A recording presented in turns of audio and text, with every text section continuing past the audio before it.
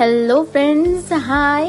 অনেক দিন পর আমি চলে এলাম আবার একটা নতুন ব্লগ নিয়ে। আর আজ যাচ্ছি মুম্বাই টু কলকাতা।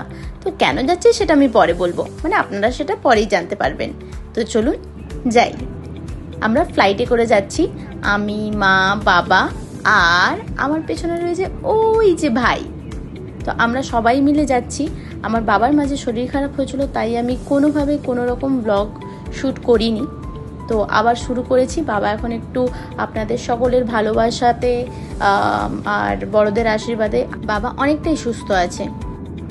কলকাতায় ল্যান্ড করার পর প্লেন থেকে বেরিয়ে বাবা সাইড ধরে ধরে কিন্তু আস্তে আস্তে নিজে থেকেই কিন্তু চেষ্টা করে হেঁটে হেঁটে বাইরে বেরিয়েছে। আর আমি আর ভাই এই যে মস্তি করতে করতে যাচ্ছি। তো এইবারে দেখে নেবো, আসলে আমরা তিনজনেই লাগেজ নিয়েছিলাম, কারণ কলকাতা থেকে ফিরে আসার সময় বেশ কিছু বুচকি বচকা তো বাঁধবো। আর তারপর আমরা গিয়ে লাগেজ সেকশনে গিয়ে লাগেজের ওয়েট করতে থাকলাম।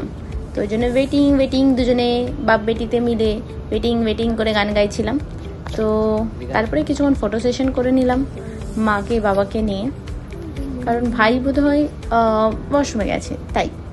আর তারপরেই আমি কিন্তু একটা একটা করে লাগেজ, মানে আমাদের যে ব্যাগগুলো ছিল সেগুলো কিন্তু নামিয়ে ফেললাম।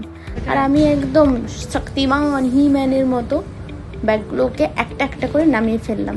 হ্যাঁ, এখানে অনেকে বলবে যে ভাই যেছে তাহলে ভাই নামালো না কেন। আসলে ভাই তখন ছিল না প্রথমে, আর তারপরে যখন ভাই এসে জয়েন করলো তখন আর দরকারই পড়লো না, কারণ আমার ব্যাগে কিছুই ছিল না। এই জন্য আমি একটু পোজ দিলাম হি ম্যান বলে, যদি এটা মানে শি ওমেন হওয়া উচিত ছিল, কিন্তু তাও হি ম্যান বললাম। তারপর আমরা উবার বুক করে ফ্ল্যাটের দিকে রওনা হলাম। আর কি বৃষ্টি, মানে প্রচণ্ড বৃষ্টি হচ্ছিল। আর ফ্লাইটেও কিন্তু যথেষ্ট ভয় পাচ্ছিলাম আমরা। সেই ফুটেজগুলো তো নেই, কারণ ভয়ে তো মায়ের হাত ধরে বসেছিলাম। আজকের এই ছোট্ট ব্লগটা আপনাদের সকলের কেমন লাগলো আমায় কিন্তু কমেন্টে অবশ্যই জানাবেন, এবং আমাদের চ্যানেলটিকে please like, share and subscribe করতে কিন্তু ভুলবেন না। দেখা হচ্ছে পরের ব্লগে। Bye bye.